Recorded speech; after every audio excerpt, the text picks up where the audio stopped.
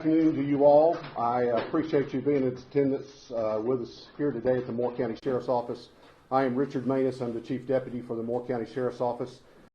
To introduce you to the gentlemen behind me who are going to address you in just a little bit. To my far left, your right, is Moore County Ronnie.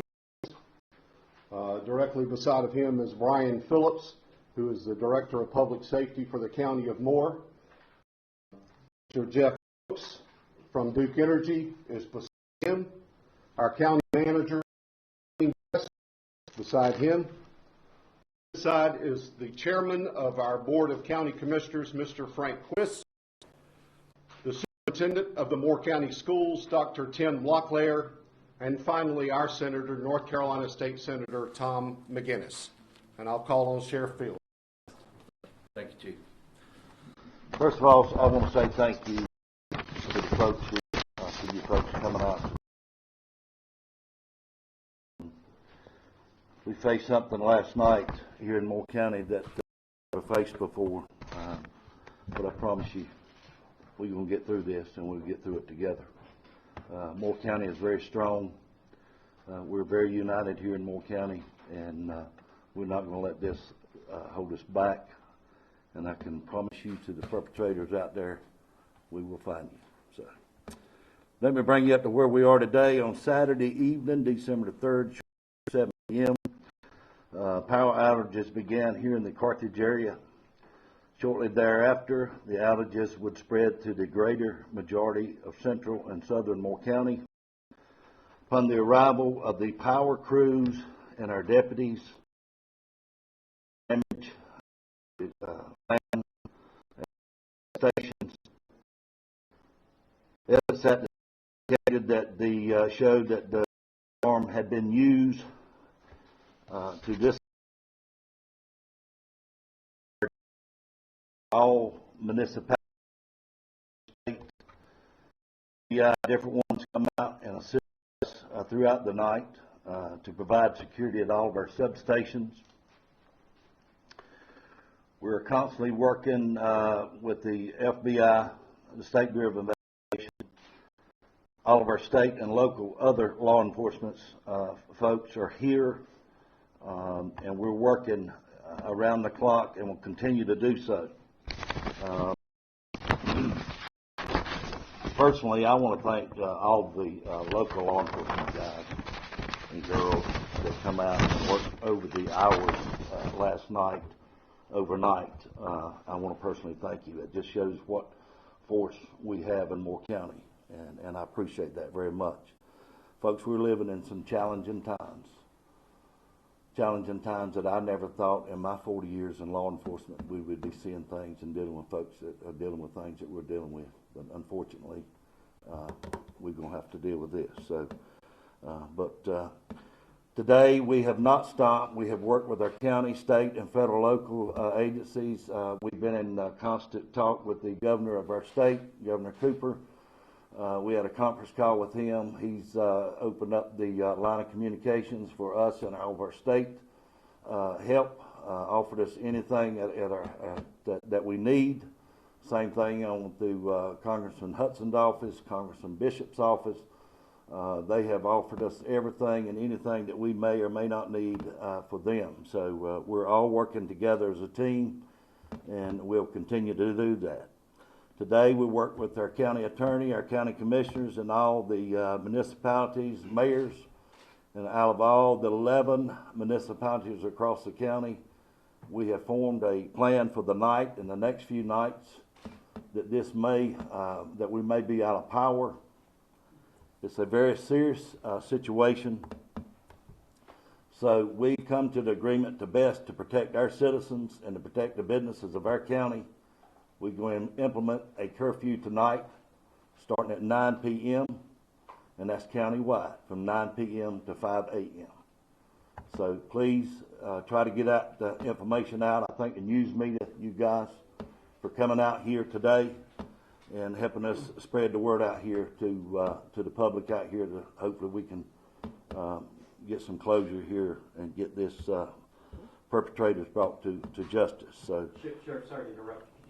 You're tapping the podium. Okay, I apologize, sir. I apologize. But we're going to let Brian Phillips come up. He's going to tell you what we're going to do as far as the open up the some of the open here. Yeah. So thank you.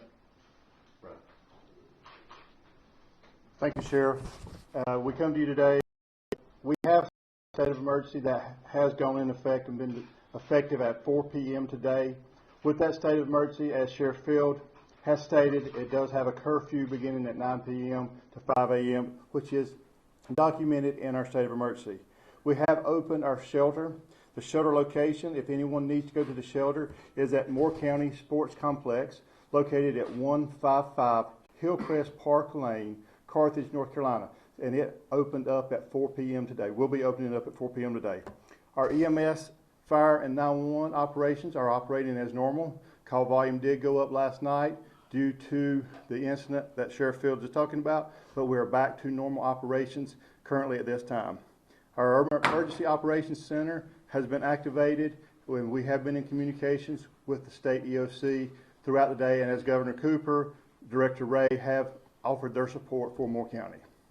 And at this time, I will turn it over to Mr. Best, the County Manager, and Chairman Quist, if they would like to add any additional comments. Thank you, Brian, and thank everybody for being here. I know everyone's interested in what's happening in Moore County. We just want to say that first of all hands are on deck. Just the folks that you see here and behind me today, that's just a tip of the iceberg of all the people who are helping to navigate this incident. As the sheriff said, this is unprecedented for Moore County, but we are strong and we are resilient and we will get through. Our number one focus right now is getting our citizens' power restored and restoring the services that the county delivers to the nearly 100,000 citizens that we do have.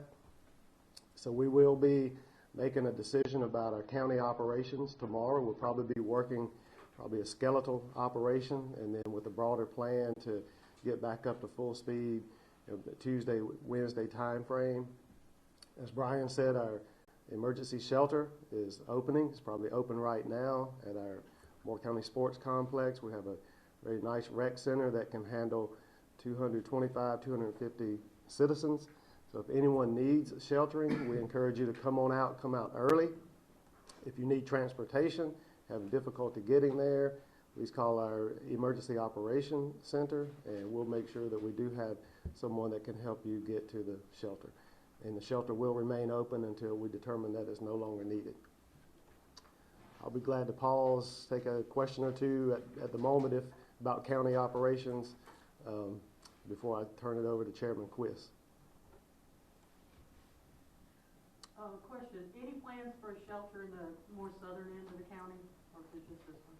Right now we're going to focus on the one shelter that we do have. It's centrally located, has generator backup. It can handle the 250 so people. We have additional trailers for restroom, showering facilities should we need that.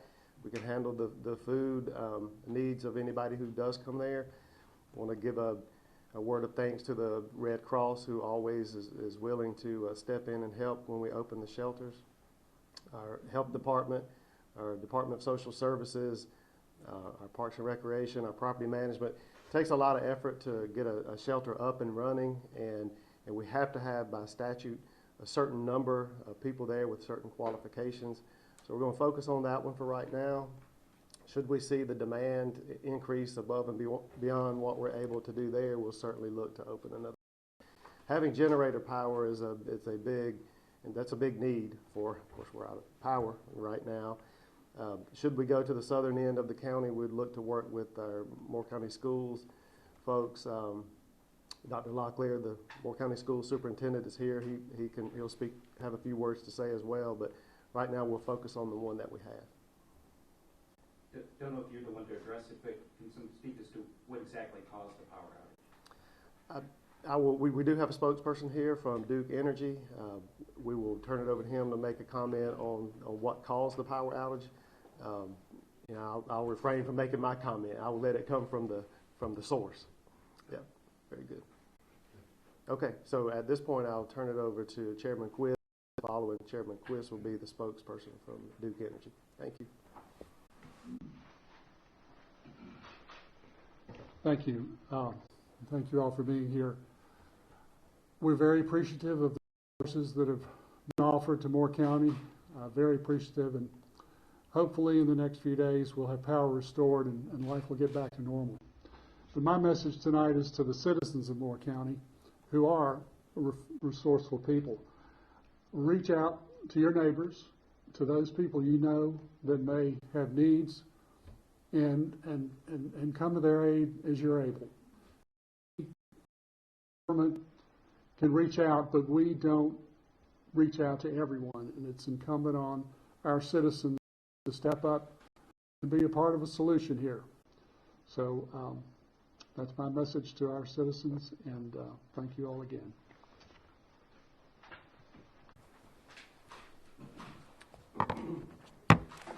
I'm Jeff Brooks with Duke Energy. Let me start by saying that our thoughts are with the citizens of Moore County. This is a very challenging time. We understand that it is December, the nights get cold, and being without power is very challenging at times. So we are with you, and we are going to continue working on this until we have everyone restored. As you heard from the sheriff last night, between 7 and 8 p.m., one of our substations went offline. It was followed shortly thereafter by another substation. During our investigation of the outage, we did determine that there had been intentional impact on the substation, damaging multiple pieces of equipment in the substation and causing power to go out there. Unlike perhaps a storm where you can go in and reroute power somewhere else, that was not an option in this case, so repair has to be completed. In many cases, some of that equipment will have to be replaced, and our crews are currently working on the repair plan. We're pursuing multiple paths of restoration so that we can restore as many customers as possible as quickly as possible. Recognizing that, we are looking at a pretty sophisticated repair with some fairly large equipment, and so we do want citizens of the town to be prepared that this will be a multi-day restoration for most customers, extending potentially as long as Thursday. We will continue to do everything that we can to restore power as quickly as possible.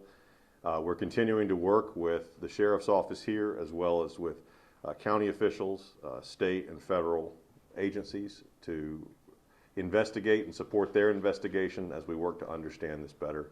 But our first priority really is getting power back on for the customers and also working with the community. The Duke Energy Foundation is working also with local leaders in the county and with organizations to assess needs and opportunities to assist. We'll be doing that over the next coming days to try to bring our support in any way we can to the community.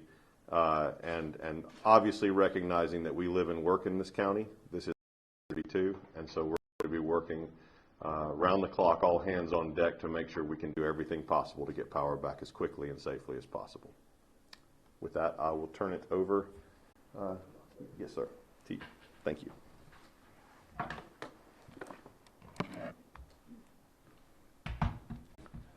Good evening. I'm Tim Locklear, Superintendent at Moore County Schools.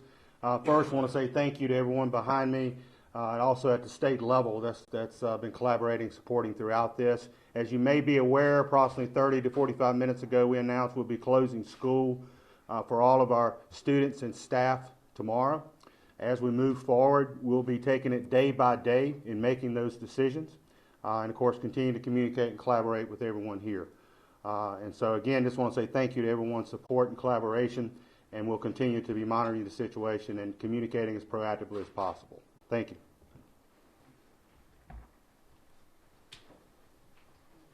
I'm Tom McKenna, State Senator for Moore County and also the Senior Majority Whip. Folks, this was a terrible act, and it appears to be an intentional, willful, and malicious act. And the perpetrator will be brought to justice and prosecuted to the fullest extent of the law.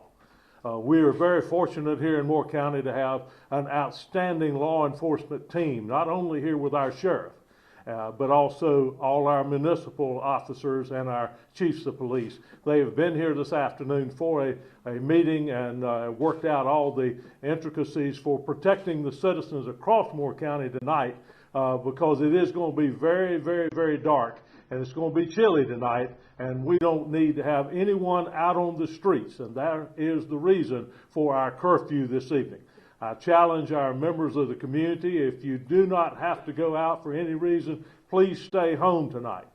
We might have to do this, of course, tomorrow night and the following night, but tonight for certain, stay at home. The roads are dangerous. We have two roads of United States Highway 501 and US 1 that cross here in Moore County. So we have people coming in from the east, the west, the north, and the south who don't know of this problem that we have. And so we do ask that everyone, if you have no business in Moore County, please stay away until we are able to open back up and make it happen. We are very, very, very honored to have such a high-powered and strong law enforcement team. They're doing their job. They're making things happen. And we appreciate the press being here to share this information tonight. Thank you. One other thing here I might want to add, that anybody, my saying has always been, if you see something, say something. So, folks, if you see something or have heard something that you think law enforcement should know, please call us, 910-947-4444, and leave any information to it, and one of our officers will get back to you as soon as possible. If it's an emergency, please don't hesitate to call 911. So, Sheriff, can you speak to the questions about this being done to try to stop this drag king story time? what are we doing now? Yeah, are you looking into that? Is that something? Absolutely, absolutely. While we're working here in the press conference, we have folks working on every avenue that we possibly can. The FBI, the SBI, they're doing their thing. My staff, CID, narcotics, road deputies, every available officer here that the sheriff's office are working what we can to try to determine what happened.